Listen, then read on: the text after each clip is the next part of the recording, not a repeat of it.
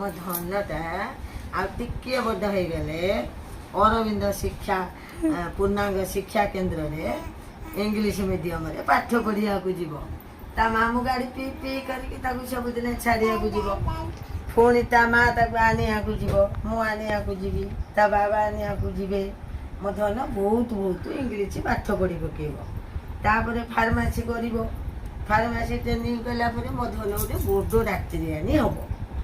ଆମ ନଖରାରେ ଯେଉଁ ସମ ବଡ଼ ମେଡ଼ିକାଲ ହେଇଛି, ମୋ ଧନ 6ମ ମେଡ଼ିକାଲରେ ବଡ଼ ଡାକ୍ତରିଆଣୀ ହେବ। ମୋ ଧନର ଗୋଟେ ପର୍ସନାଲ ଚାମ୍ବର ମିଳିବ। ମୋ ଧନ କ'ଣ କରିବ, ଗୋଟେ ଅଡି କାର୍ କିଣିବ। ଅଡି କାର୍ରେ ବଛିକି ମୋ ଧନ ଯିବ ମେଡ଼ିକାଲକୁ। ତା ଚାମ୍ବରରେ ବଛିବ। ତା ଚାମ୍ବର ଆଗରେ ଲେଖା ହେଇଥିବ ସୋନପରି ସ୍ୱାଇଁ, ସୋନପରି ମ୍ୟାଡ଼ାମ ଲେଖା ହେଇଥିବ। ମୋ ଧନର କେତେବେଳେ ମୋ ମନେ ପଡ଼ିଯିବ। ଟିକେ ମନ କ'ଣ ହବ, ଯାଉଛି ଟିକେ ମୋ ଗେଲୁକୁ ଦେଖି ଆସେ, ମୋ ସୋନପରି କ'ଣ କରୁଛି। ମେଡ଼ିକାଲ ପର୍ଯ୍ୟନ୍ତ ପଳେଇବି। ନା ମେଡ଼ିକାଲ ଗେଟ୍ କତିରେ ମୋ ପିଲାଙ୍କୁ ପଚାରେ। ମୁଁ କହିବି, ଆରେ ମେଡ଼ିକାଲ ଭିତରକୁ ଟିକେ ଯିବି, ଟିକେ ନେଇ ଚାଲିଲ ମୋତେ। ମୋ ସୋନପରି ମ୍ୟାଡ଼ାମ କେଉଁ ଚାମ୍ବରରେ ବସିଛନ୍ତି, ମୋତେ ଟିକେ ଦେଖେଇଦେବ। ପିଲା କହିବେ, କ'ଣ ମାଉସୀ, ଜେଜେମା ତମେ କ'ଣ କହିଲଣି, ଆମ ମ୍ୟାଡ଼ାମ କେଉଁ ଚାମ୍ବରରେ ଅଛନ୍ତି, ତମେ ଯିବ। ସେ ଆମର ବଡ଼ ମ୍ୟାଡ଼ାମଟି।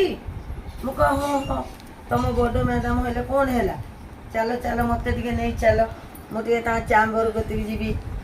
ମୋତେ ସେଉଠୁ ପିଲା ଦୌଡ଼ିକି ନେବେ। ଯାଇକି ମୋତେ କହିବେ, ତମେ ଏଠି ବାହାରେ ଠିଆ ହୁଅ, ଆମେ ଟିକେ ମ୍ୟାଡ଼ାମକୁ ପଚାରିକି ଆଛୁ। ଭିତରକୁ ଯିବେ, ପଚାରିବେ, ମ୍ୟାଡ଼ାମ କିଏ ଆପଣଙ୍କୁ ଦେଖା କରିବାକୁ ଆସିଛନ୍ତି?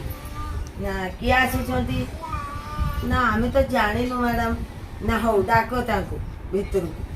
ମୁଁ ସେଇଠୁ ଯିବି। ଆଉ ମୋ ଧନ ତ ମୋତେ ଦେଖି ପକେଇବ, କହିବ, ମାମୁଁର ମା ତମେ କାହିଁକି ଚାଲି ଚାଲି ଏତେ ବାଟ ଆସିଲ ବୁଢ଼ୀ ଲୋକ?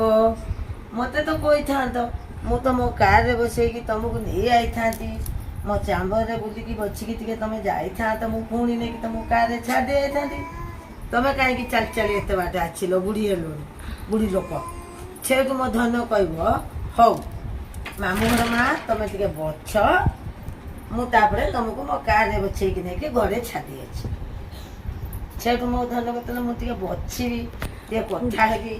ତାପରେ ମୋ ଧନ କ'ଣ କରିବ ନା, ମୋତେ ଛାଙ୍ଗରେ ଆଣିବ, ତା କାର୍ ବୁଲେଇବ, ପାର୍କିଂରୁ ବୁଲେଇକି ମୋତେ ଆଣିକି ଘରେ ଛାଡ଼ିକି ଦେବ।